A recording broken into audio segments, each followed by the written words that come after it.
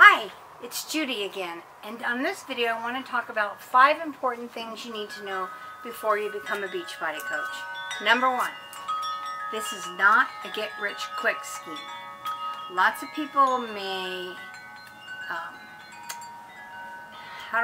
lots of people might say, well, this is a great way to get rich quick, or this is a fast-track way to build an income. It's not.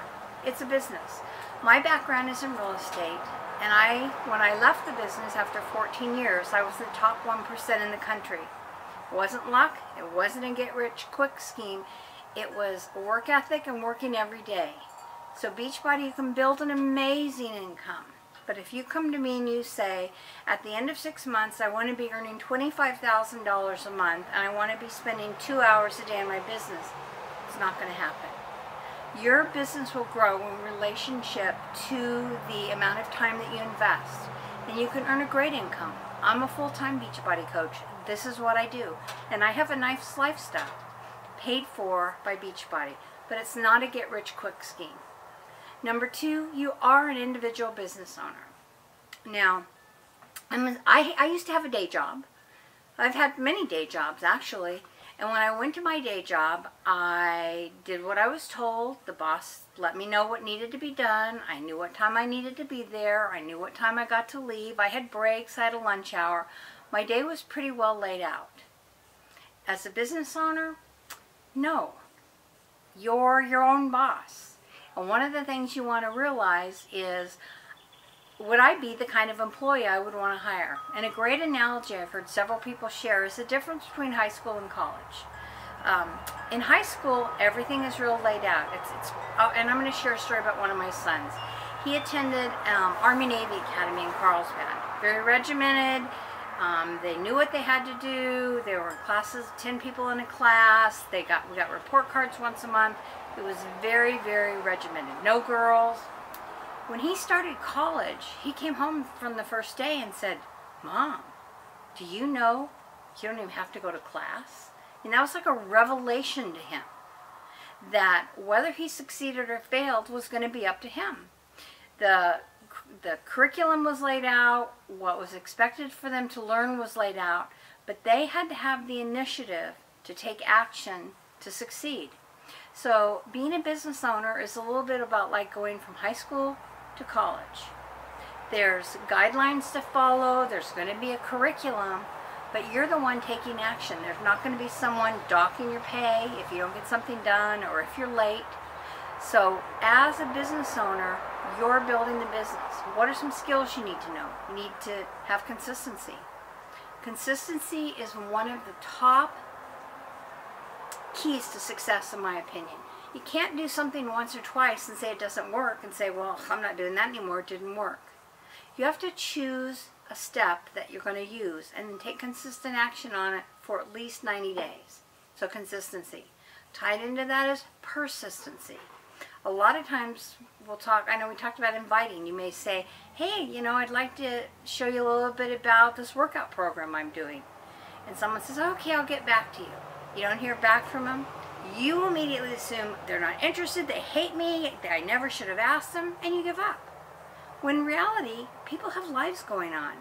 You need to follow up.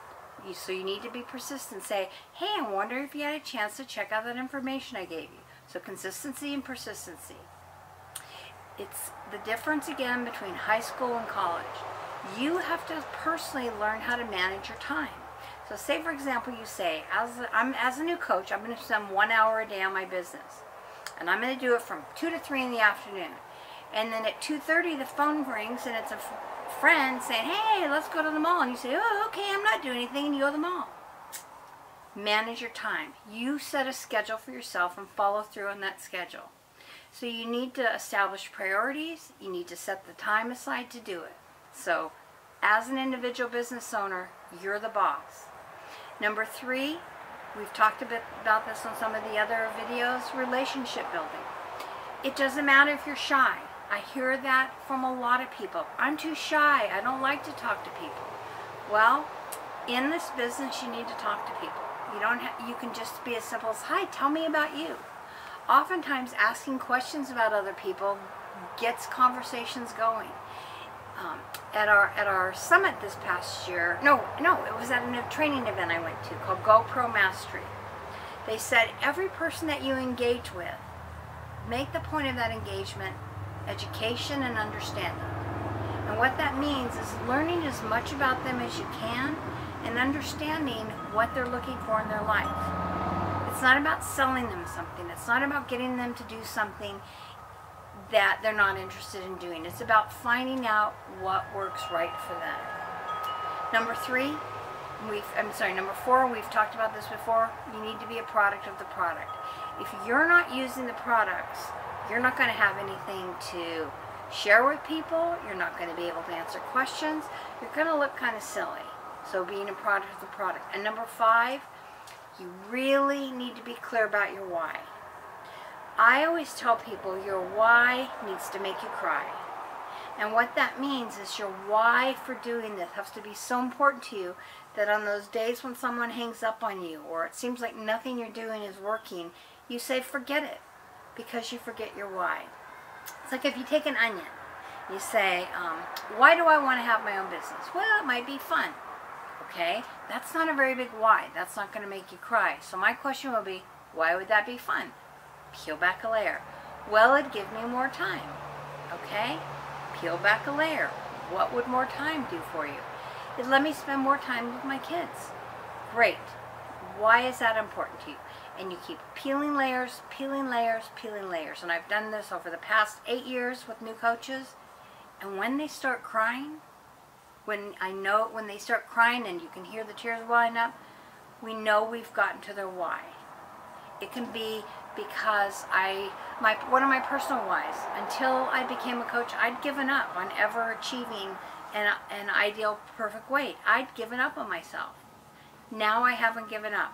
I stumble, I fall, I get up. I stumble, I fall, I give up.